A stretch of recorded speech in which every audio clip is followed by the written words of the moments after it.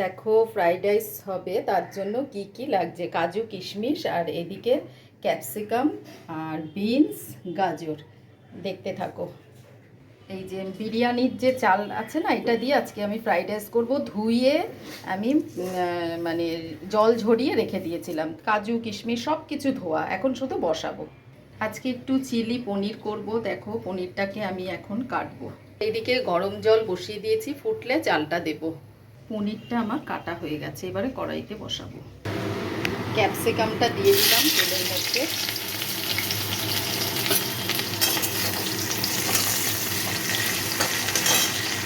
এখানে কিছু মশলা দিলাম, দেখো tomato sauce, soya sauce, chilli sauce, এটা একটু দিলাম। ভিনিগারটা আমার শেষ হয়ে গেছে। আর এইদিকে অল্প অল্প ভাজা হচ্ছে ক্যাপসিকাম আলু। এবারে মশলাটা দিয়ে নাড়াচাড়া করব। একটু টমেটোও দিয়েছি। বেশি কিছু মশলা দেবো না, দেখো মশলা একটুখানি দিচ্ছি। এবারে এটা একটু এবারে মানে ক্যাপসিকাম না, ক্যাপসিকামটা তো আগেই দেওয়া হয়েছে। আজকে না মানে বেশি কিছু মশলা দেব না, হালকার মধ্যেই করব। মেয়ের শরীরটা ভালো না, তাই এই জিনিসগুলো আমি দেব। এবারে আমি পনিরটা দিয়ে দেবো।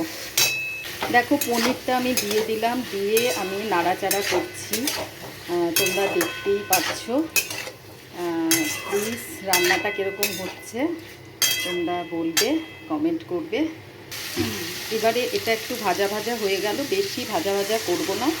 মশলাটাও দিয়ে দিলাম, কারণ পনির অতিরিক্ত ভাজা ভাজা হলে ভালো লাগে না। এবারে অল্প একটু নুন মিষ্টি দেব। দেখো আমার চালের জলটা ফুটে গেল, এবারে দেরাদুন রাইসটা দেব।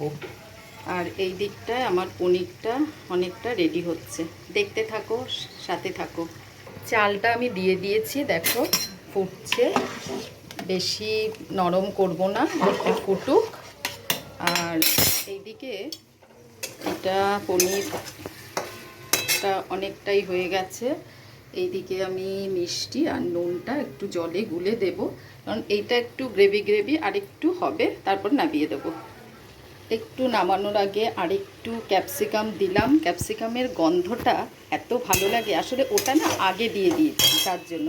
এদিকে নুন মিষ্টি আর একটু সত্যি কথা বলতে একটু আয়রারুটটা ছিল না, আমি একটুখানি আটা দিয়েছি। তোমরা আবার নিজের মানুষ বলো, তোমাদেরকে বলতে কি আপত্তি, কিন্তু তাতে কোনো অসুবিধে নেই। অ্যারারুটটা না আমার শেষ হয়ে গেছে, কি করব বলো। মিথ্যে কথা বলবো না, মিথ্যের আশ্রয় নেব না। দেখো পনিরটা আমার হয়ে গেছে, এবারে নাবিয়ে রেখে দেবো। এবারে ফ্রাইড রাইসের জন্য রেডি করছি। এটা এবারে হয়ে গেছে আমার, সম্পূর্ণ পনিরটা রেডি, ঝটপট রেডি হয়ে গেছে। দেখো এবারে চালটা আমি আর একটু হবে, তারপরে নাবিয়ে দেব। এদিকে কাজু কিশমিশটা ভাজবো, কড়াই বসিয়ে দিয়েছি, তেল দেব। তেল আর ঘি মিশিয়ে এবারে কাজু কিশমিশ আর গাজর বিনস সব ভাজবো। দেখতে থাকো, কাজু কিশমিশটা ভাজছি। কাজু কিশমিশটা একটু ভেজে নিচ্ছি হালকা করে, এবারে উঠিয়ে রাখবো। বিনস গাজর আর ক্যাপসিকামটা পরে দেবো। আগে এগুলো আমি নুন দিয়ে একটু ভেজে নেব। আর কাজু কিশমিশটা দেখো তুলে রেখেছি। ভাজাটা এবার একটু নেড়ে দিই। গাজরটা তো নরম, সেদ্ধ হয়ে যাবে, আর একটু পরে সেদ্ধ হয়ে যাবে। এরপরে ক্যাপসিকামটা খুবই নরম, পরে দেবো।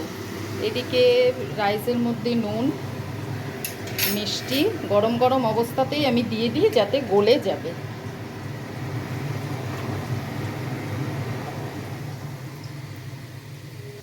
গরম অবস্থাতেই ঘি দিয়ে দিলাম। এবারে নেড়ে চেড়ে ঢাকনা চাপা দিয়ে দেবো, তারপরে কাজু কিশমিশ সব দেবো। দেখো ক্যাপসিকামটাও দিয়ে দিলাম, কাজু কিশমিশটা দিয়ে দিলাম। এবারে নাড়াবো। এবারে একটু গরম মশলাটা দেব,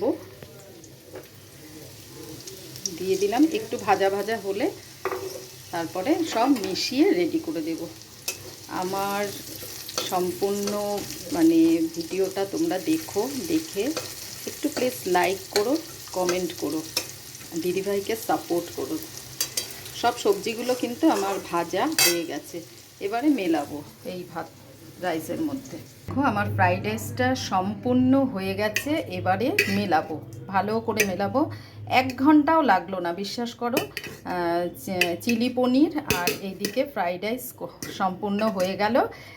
এটুকুনি আজ। থ্যাংক ইউ, পাশে থেকো, ভালো লাগলে প্লিজ কমেন্ট শেয়ার করো। আজকে এই পর্যন্ত, থ্যাংক ইউ।